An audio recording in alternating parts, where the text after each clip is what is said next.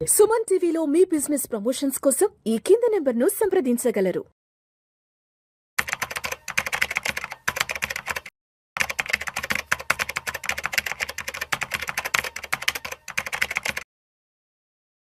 గిరిబాబు గారు నమస్తే సార్. నమస్తే అండి. Welcome to Vishnu talks. Thank you. So Giribabu గారు, ఈ 2-3 సంవత్సరాల్లో మనం ఫైనాన్షియల్ ఎడ్యుకేషన్కి సంబంధించి, అవేర్నెస్కి సంబంధించి చాలా ఇన్ఫర్మేటివ్ వీడియోలు చేసాం. అంటే ఇప్పటి వరకు మనం అప్పులు పాలైన తర్వాత అప్పుల నుంచి ఎలా బయటపడాలి అనే విషయాల గురించి చాలా మాట్లాడుకుంటాం, చాలా వీడియోస్ చేసాం. అవును. బట్ ఈ వీడియోలో కాస్త డిఫరెంట్గా అప్పుల పాలు అయిపోయి సగం జీవితం సంకనాగిపోయి రోడ్డు పాలు అవ్వాలి అంటే రోడ్డు పాలు అవ్వాలి అంటే ఏం చేయొచ్చు, ఏం చేయొద్దు అంటే కష్టం, ఏం చేయొద్దు అంటే కష్టం. కానీ జనరల్ గా చేసేదంతా అదే. అందరూ ఇప్పుడు నా దగ్గరికి వచ్చే చాలా మంది ఇన్వెస్టర్స్, క్లయింట్స్ అంతా కూడా 100లో 95% మంది ఆల్రెడీ సగం జీవితం సంకనాగిపోయి ఇంకా నేను ఏం చేయాలి, నాకు కుదరట్లేదు. యూ బిలీవ్ ఆర్ నాట్, ఒక క్లయింట్ దగ్గరికి వచ్చాడు, అతనికి 11 లోన్లు ఉన్నాయి. నాకు అసలు 11 లోన్లు అంటే నేను తట్టుకోలేకపోయాను. శాలరీ ఎంత, 2 lakhs శాలరీ అంట. మొత్తం ఈఎంఐలు అన్ని కలిపి అసలు ఎంత ఇచ్చారు, ఎట్లా ఇచ్చారు నీకు అదే అడిగాను నేను. ఇన్కమ్ 2 lakhs అంటే ఎట్లా ఇచ్చారు అంటే, క్రెడిట్ కార్డ్ లోన్స్ తీసుకున్నాను, వేరే హ్యాండ్ లోన్స్ తీసుకున్నాను, రకరకాలు తీసుకున్నాను, రకరకాలు చేశాను. ఇప్పుడు ఇవన్నీ మీ వైఫ్ కి తెలుసా అని అడిగాను. తెలుసు అని చెప్పాడు. మరి ఎట్లా నిద్రపోతుండ్రు అంటే, ఇప్పుడు తినేది తిండి మామిడి పెడుతుంది నాకు, ఆమె మిషన్ కుడుతోంది ఇంటి దగ్గర, వచ్చే 2 lakhs వెళ్ళిపోతున్నాయి. నేను బ్యాంక్ లోన్స్ తీసుకుంది కొంచెమే, బట్ అదర్ లోన్స్ ఉన్నాయి, మొత్తం కలిపి నా దగ్గర 11 లోన్స్ ఉన్నాయి. చిట్టా పంపించాడు. నాకు హెల్ప్ చేయమంటే ఏం చేయగలను. సో నా దగ్గర మంత్రదండ ఉండదు, నేను డబ్బులు సృష్టించలేను, అప్పులు తీర్చలేను. కానీ డబ్బులు ఉంటే ఎలా సేవ్ చేయాలి, ఎలా మేనేజ్ చేయాలి, మనీ మేనేజ్మెంట్ నేను నీకు హెల్ప్ చేయగలను. మనీ మేనేజ్మెంట్ మీకు నేను ఎక్స్ప్లెయిన్ చేయగలను. మనీ మేనేజ్మెంట్ లో మిమ్మల్ని బెటర్ గా చేయగలను. కానీ నేను అప్పుల్ని తీర్చడం మంత్రదండ నా దగ్గర లేదు, ఎవరి దగ్గర ఉండదు కూడా ఫర్ దట్ మ్యాటర్. ఇప్పుడు నార్మల్ గా మీరు అప్పులు పడడం ఎలా, అప్పుడు పాలవడం ఎలా ఇలా అడుగుతారు కదా. దానికి ఏమి చేయక్కర్లేదండి. సింపుల్ గా వచ్చిన డబ్బులు వచ్చినట్టు ఖర్చు పెడుతూ, మన డబ్బులన్నిటి పొదుపు చేయకుండా, రేపటి గురించి ఆలోచన చేయకుండా మనము ఇష్టమైనట్టు ఖర్చు పెట్టుకుంటూ పోతే, ఒక సామెత ఉంటుంది తెలుగులో, నారు పోసిన వాడు నీరు పోయకపోతాడా అని. సో అలా నారు పోసిన వాడు నీరు పోయకపోతాడంటే, రేపు చూసుకుందాంలే అని దేవుడి మీద దీపం పెట్టాడు. డెఫినెట్లీ వాళ్ళు అప్పులపాలు అవ్వడం వెరీ ఈజీ, సంకనాగిపోవడం ఇంకా ఈజీ. ఇప్పుడు నార్మల్ గా మనకు 2 రకాల ఉంటాయి, ఖర్చులు, ధరలు. మీకు పెరిగేవి ధరల, ఖర్చుల.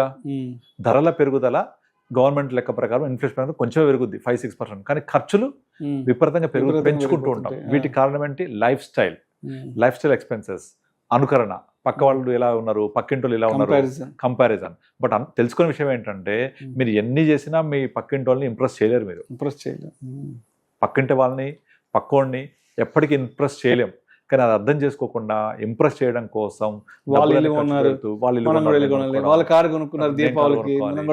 సినిమాలో పాట ఉంది కదా, పక్కింటి ఏదో ఉంటుంది, రావట్లేదు పాట ఉంటుంది ఒకటి, పక్కింటి పిన్ని గారు కొనుక్కున్న కాసుల పేరు చూడు అంటే, వాళ్ళు ఏం కొనుక్కుంటే అది చూడని హస్బెండ్ చెప్తుంటారు ఆమెని జగత్ బాబు.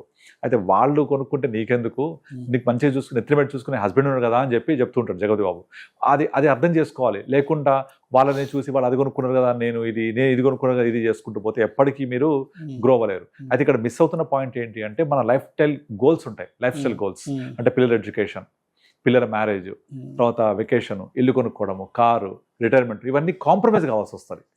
సో మీరు చెప్పిన ఈ అప్పుల పాలవడం అనే కాన్సెప్ట్ వెనక జరిగే పెద్ద నష్టం, అగాధం ఏంటంటే, నీ లైఫ్ స్టైల్ గోల్స్ అన్ని కూడా కిల్ అయిపోతాయి.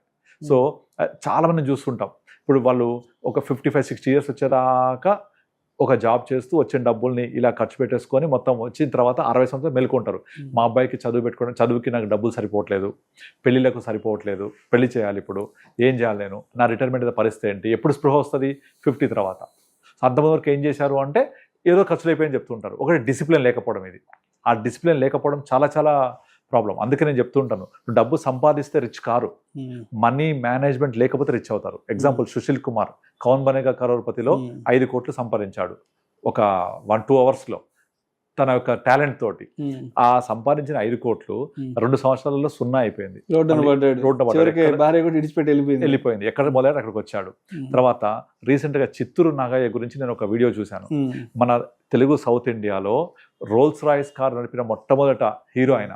ఆ రోజుల్లో 1 లక్ష పారితోషికం తీసుకున్న మొదటి హీరో.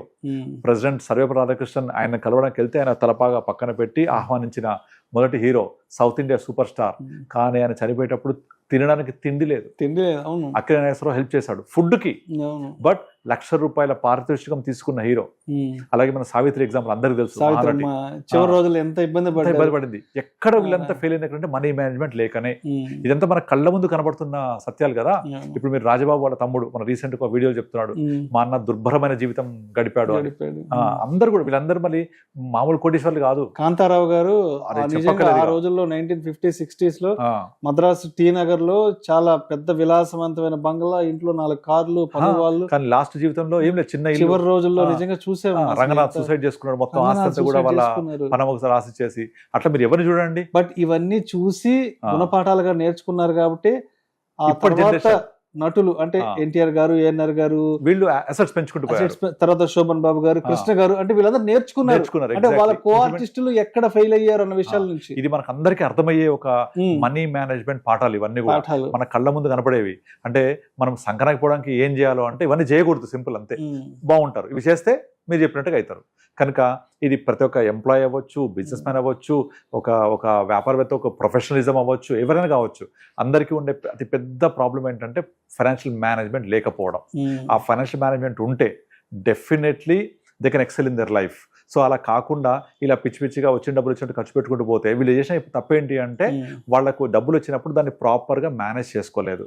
ఇప్పుడు సంపాదిస్తే రిచ్ కారు, మీరు నెలకు నాకు 3 లక్షల జీతం వస్తే రిచ్ కారు కాదు. ఆ వచ్చిన 3 లక్షల్లో నువ్వు రేపటి కోసం ఎంత దాచిపెట్టుకున్నావు, రేపటి నీ అవసరాలకు ఎంత ఉపయోగించుకున్నావు, రేపనేది వస్తుందా? తప్పకుండా డెఫినెట్లీ వస్తుంది. మరి రేపటికి నువ్వు ప్రిపేర్ అయి ఉన్నావా?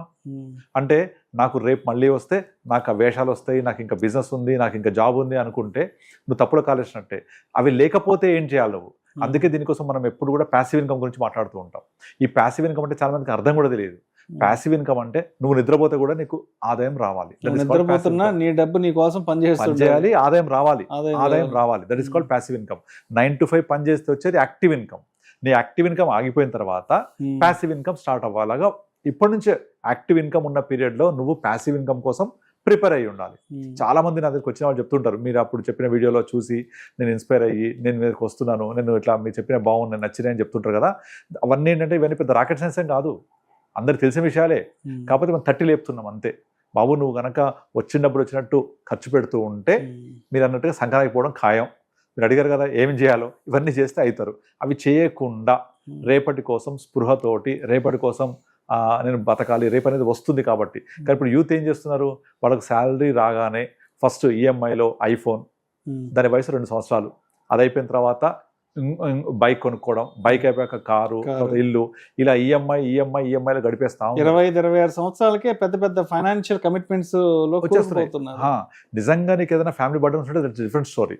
ఆ ఫ్యామిలీ బర్డన్స్ లేకుండా ఈ విలాసాల కోసము, ఖర్చుల కోసము, లైఫ్ స్టైల్ ఎక్స్పెన్సెస్ కోసము మీరు వీకెండ్ ప్రెస్టీజ్ అంటారు. ఎగ్జాక్ట్లీ. మీరు బంజారాస్ జూబ్లీస్ లో వీకెండ్స్ వెళ్ళండి, పబ్బులలో ఎంత విపరీతమైన ట్రాఫిక్ ఉంటుంది అక్కడ. అంటే బయటనే ఎంత ట్రాఫిక్ ఉంటే లోపల ఎంత ట్రాఫిక్ ఉంది అర్థం చేసుకోండి. ఎందుకు అక్కడ ఏం చేస్తారు అక్కడ? నేను ఒకసారి వెళ్ళాను, అసలు ఏం చేస్తారు చూద్దామని. ఏమీ లేదు, ఇట్లా చేతిలో బాటిల్, చేతిలో సిగరెట్, ఇట్లా ఆ పాటలకి డాన్స్ చేస్తూ ఉంటారు. ఏదో జీవితాన్ని ఆస్వాదించేసినట్టు. అది అలా చేయకపోతే హేళన చూడడం వల్లని. ఇది కాదు లైఫ్ అంటే. ఇంకా బియాండ్ దిస్ చాలా ఉంది. ఆ రాత్రంతా స్పెండ్ చేసి ఆదమర్చి మందు తాగి ఆరోగ్యం ఖరాబ్ చేసుకొని చేసి ఆరోగ్యం పట్టుబడి ఇలా జీవితాన్ని సంకనాకించుకునే బదులు మీరు ఆ టైంని ప్రొడక్టివ్ యూజ్ చేసుకోండి. మీరు మంచి కొత్త నేర్చుకోండి, మీ కెరీర్ ఎక్సెల్ చేయండి. ఆ కెరీర్ ఎక్సెల్ అయితే నీకు వచ్చే ఆనందం అంతా ఇంత కాదు. అంటే అది డబ్బులోనే ఉందా, నేను ఇలా ఎంజాయ్ చేయొద్దంటే అది ఎంజాయ్మెంట్ రైట్ కాదు. నువ్వు ఒకసారి ఆర్థిక స్వేచ్ఛ వస్తే నీకు యాక్చువల్గా హెల్తీగా ఉండాలి అంటే ఏం చేయాలి? Simple is difficult. అలా సింపుల్ ఫుడ్ సింపుల్గా ఉంటే చాలా హ్యాపీగా ఉంటుంది. కానీ ఇవన్నీ చేస్తే మీకు లైఫ్ స్పాయిల్ అయిపోతూ ఉంటుంది.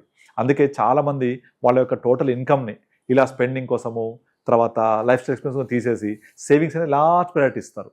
అలా కాకుండా సేవింగ్స్ అనేది ఇప్పుడు మనకు వారన్ బఫెట్ చెప్పిన ఫస్ట్ సూత్రం అదే కదా, income minus savings should be your expenses. అలా ఎక్స్పెన్సెస్ లాస్ట్ ఉండాలి. కానీ ఇప్పుడు ఏంటంటే నా వయసు ఇప్పుడు 25-30 సంవత్సరాల లోపే ఉంది, ఇవన్నీ ఎంజాయ్ చేయాలి, నేను 60తో ఎంజాయ్ చేయలేను కదా అంటే అది కూడా తప్పే. మీకు రేపు అనేది వస్తుంది కదా, దానికోసం మీ యొక్క బడ్జెట్లో ఒక 15% కేటాయించండి. Use 85% for today. నేను అందరికీ కూడా చెప్తూ ఉంటాను, అన్ని వీడియోస్ చెప్తూ ఉంటాను. ఇప్పుడు 60 సంవత్సరాల వయసు ఉన్న వాళ్ళు నా డబ్బులన్నీ తీసుకొచ్చి నేను గ్రోత్ ఫండ్లో పెట్టుకుంటాను, గ్రోత్ ఆప్షన్లో పెట్టుకుంటాను, ఇది పెరగాలి అంటే వద్దని చెప్తాను నేను.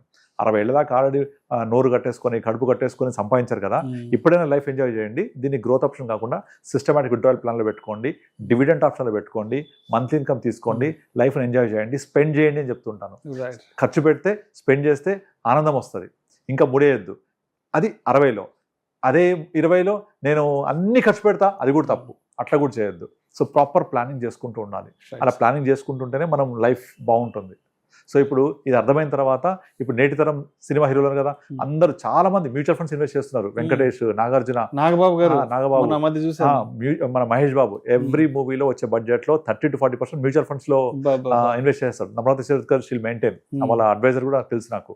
సో వాళ్ళంతా కూడా ఇన్వెస్ట్ చేస్తుంటారు, ఎందుకంటే రేపటి కోసం. ఈవెన్ నాకు 2-3 సినిమా వాళ్ళు క్లయింట్స్ ఉన్నారు, వాళ్ళందరూ కూడా ప్రాపర్ ఇన్వెస్ట్ చేస్తున్నారు ఇప్పుడు, ఎందుకంటే వాళ్ళ పాఠాలు నేర్చుకున్నారు వీళ్ళు. ఎందుకంటే most volatile career is cinema industry, most volatile. ఒక cinema super duper hit, next cinema ఫట్, మరి రేపు నేను ఎలా బతకాలి. అందుకే ఇంకోటి గమనించండి, ప్రతి ఒక్కళ్ళు బిజినెస్ చేస్తున్నారు. దాదాపుగా ప్రతి సినిమా ఆర్టిస్ట్ ఏదో ఒక వ్యాపారంలో ఉంటున్నారు. చాలా మంది కూడా హోటల్ బిజినెస్, పబ్బులని, ఇంకోటి టెక్స్టైల్ బిజినెస్ ఇలా చేస్తున్నారు. ఎందుకు అంటే వాళ్ళకి రేపటి కెరియర్ కోసం, ఇది లేకపోయినా అది ఉంటుందని చెప్పేసి. అట్లా మీ డబ్బు పనిచేయించాలి మీరు పడుకున్నా కూడా. అలా రావాలి అంటే మీరు సంక్రాంతిపోకుండా జీవితం ఉండాలి, మంచిగా హ్యాపీగా ఉండాలంటే మనీ మేనేజ్మెంట్, వచ్చిన డబ్బుల్లో కొంచెం పక్కన పెట్టుకోవడం, ఈ అలవాటు నేర్చుకోండి. ఏమి చేయడం చేత కదా, నో ప్రాబ్లం. వచ్చిన ఇన్కమ్ కొంచెం మ్యూచువల్ ఫండ్ వేయండి, సిప్ చేయండి, that is very easy. I will explain to everyone. నా దగ్గరికి వస్తే మంచిగా హెల్ప్ చేసి నేను వాళ్ళకు పోర్ట్ఫోలియో బిల్డ్ చేస్తూ ఉంటాం. Thank you sir, thank you so much Giribabu garu. Thank you అండి.